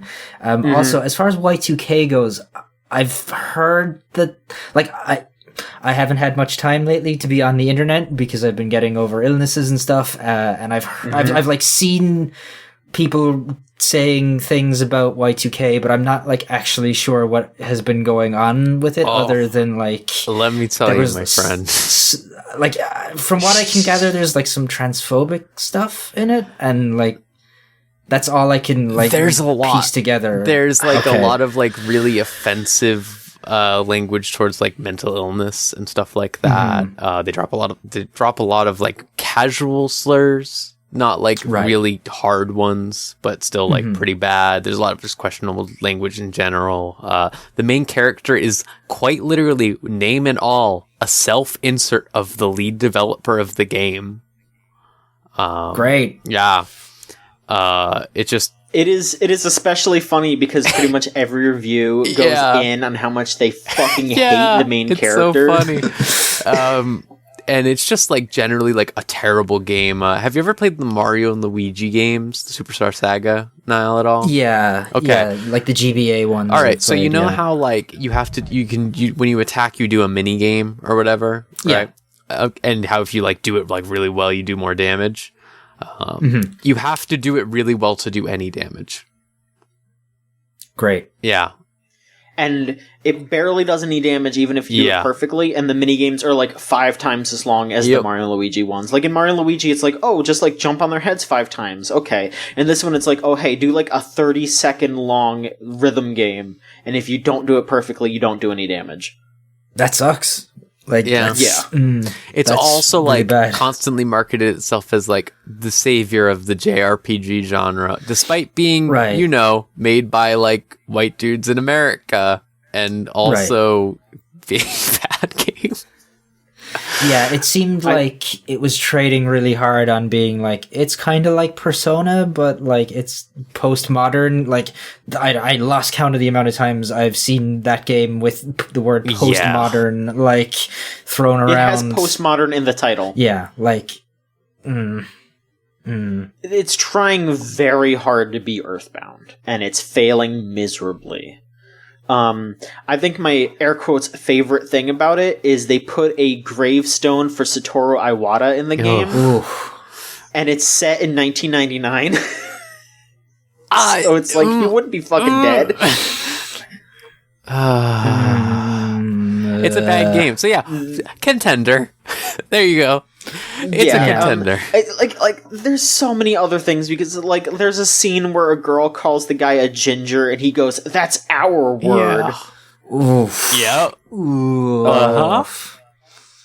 There's another scene where they're, like, talking about how much of a classic, like, Chrono Trigger is, even though, like, at the time that would be, what, like, a 5-year-old game? Yeah. Yeah, if that, like... Oh, what's the quote is, like, Chrono Trigger, Lufia 2, Secret of Mana. Those games are the holy grail of my youth. It's 1999. Oh man, like it's Ready Player One. It's the Ready Player One game. Oof. Yeah. So yeah, it's Yikes. bad. The second question here, put grind rails in. Yeah. That's how you do it. You put grind rails in. You put in clothes that you can like cut off the sleeves of. You put a lot of long sleeve shirts under short sleeve shirts. Yes. You want to get like a lot of like dyed bangs in the hair. You want to get like you want to get really big hair, like really thick eyeliner really on thick. Characters. You want to get the music sounds like Green Day, but not too much like Green Day, and it's instrumental. Right. Except sometimes you have a guy coming in going whoa, and what else? A lot of like accessories on the arms and wrists and fingers. Jokes about like a random food item. You pull that out. You want to get like a lot of references to cheese, and if you can work in some kind of like flying spaghetti monster reference, that's like bonus points. Make a joke about like popular culture at the time, like say like, "Whoa, this is just like in The Sopranos," and everyone's like, "Whoa." You could have like a robot, but like it's made out of like an Xbox. Yeah. Talk about Winter Edenmus. The console wars. You can talk about that. What else? Have somebody say "roar" at some point. Oh, absolutely, roar. Yeah, like link to a DeviantArt. Y'all are fucking going. A lot of like washed out colors, like just really washed out. Like there's nothing vibrant going on. It's just really like brown and like dull grays and stuff like that. Yeah. You two need to just like contact the Emily as a way developer and make a game together. Yeah, I feel like you should put in like color in that game, but only in like blingies style. That really like garish, terrible like GIF style from back then. Yeah, you know. And just a bit. Sorry. No, it's fine. No, I was just gonna say we should move on, but I feel like y'all could go on for another hour. I could. I was gonna say just a picture of Tom from MySpace is just there, just unedited. When you stream it, it says unregistered hypercam 2 on the top right corner. Yes, there you go. And the whole game looks like it's been shot on a camcorder that was aimed at a television. Yes, absolutely, and it's in 240p. Yeah, there you go. We can move on. All right. Okay. Century Punk asks, what genre do you think is most lagging behind and needs a great game to come out and figure out how to push it forward? That's a... RTSs, honestly. Like... Yeah, that's a good choice. MOBAs just sort of like picked them up and like went like, bye. We're going to be a MOBA, but like RTSs were never really what MOBAs are, like necessarily. And I feel like now that the PC market's getting big again, they have a good chance if someone made a really good one. Okay. I don't like them, but hey, people like them. Give them what they want. I might have a controversial opinion here. All right. Fighting games. Really? Okay. Even with like Dragon Ball Fighters and stuff? Now, I'm not saying that these games are bad, and I feel like maybe saying that they're lagging is a little harsh, but I think that fighting games need some sort of refreshment. I could definitely see in the next few years fighting games dipping again. I think that there needs to be some kind of jump in, like I don't know if quality, but there needs to be some kind of push to a new form of fighting game, something different, something fresh, because I feel like too many games are just being like, we're making it a little easier to do the inputs, and that's kind of all they're doing. Mm-hmm. I would love to see something, like you see something very different.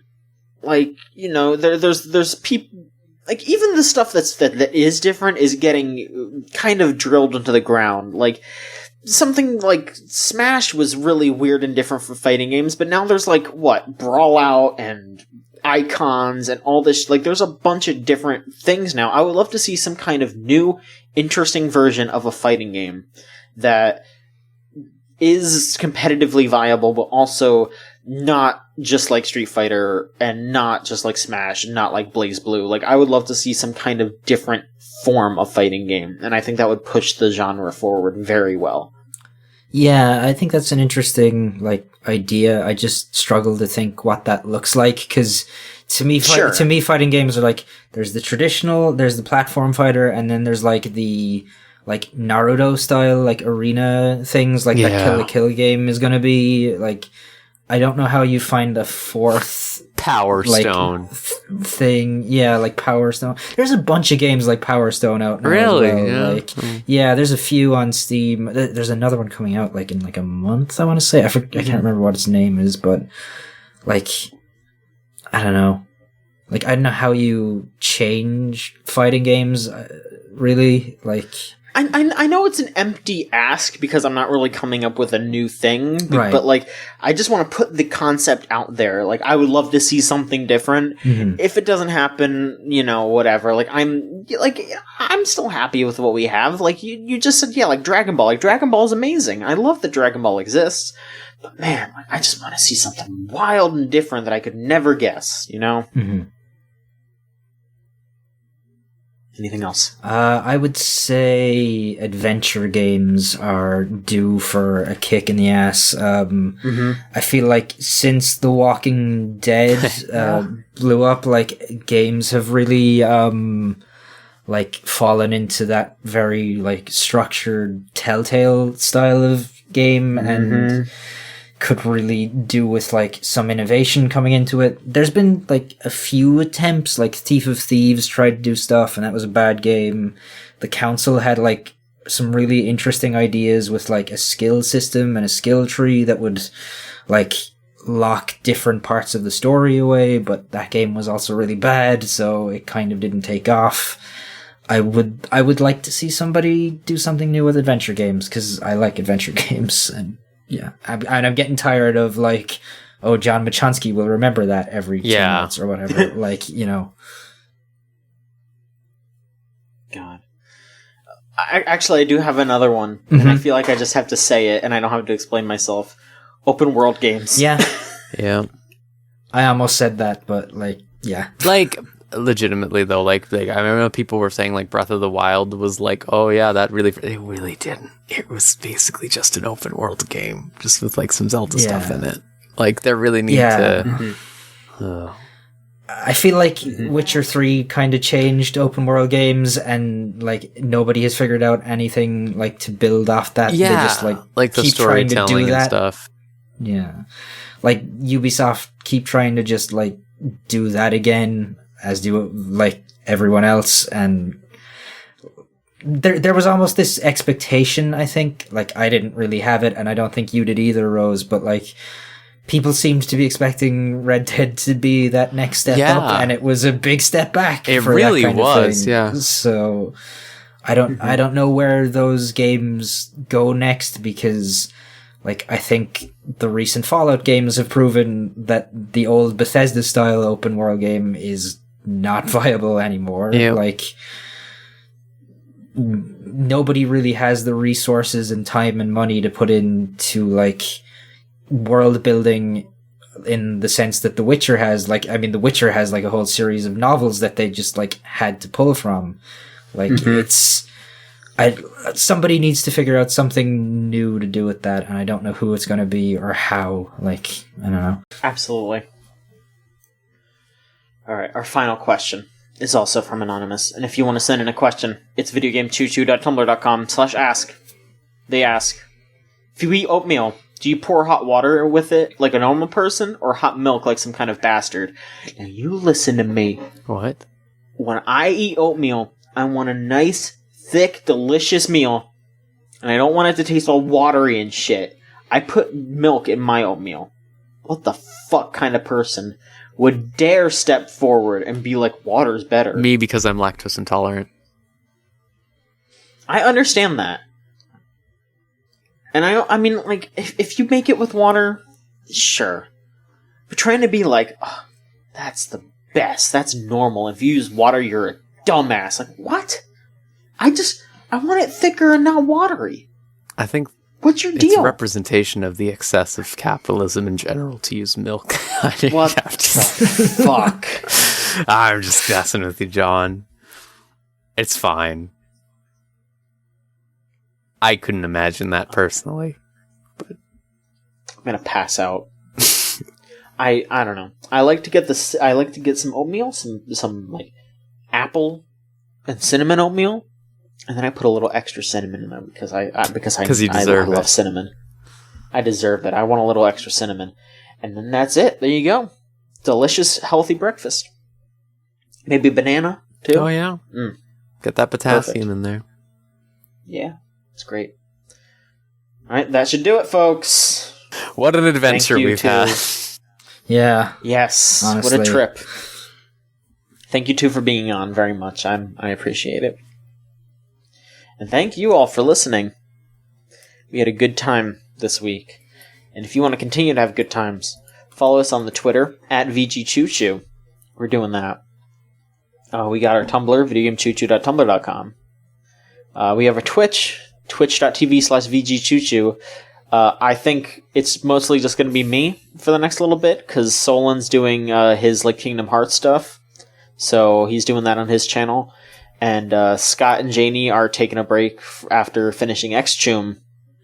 So we're just going to be cruising there. I know that Scott and the video team are editing Xchum down still. So I think every Friday we're going to have an episode posted. Yeah. So yeah, just check every Friday on the YouTube channel. And we'll have edited Xchum, so you don't have to sit there and watch 4-hour streams. Nice and edited for normal people. I guess I'll be doing midweek Momodora, because I started to play Momodora instead of Yu-Gi-Oh! Because Yu-Gi-Oh! Made me want to die. So I'm playing Momodora now. Hey, good.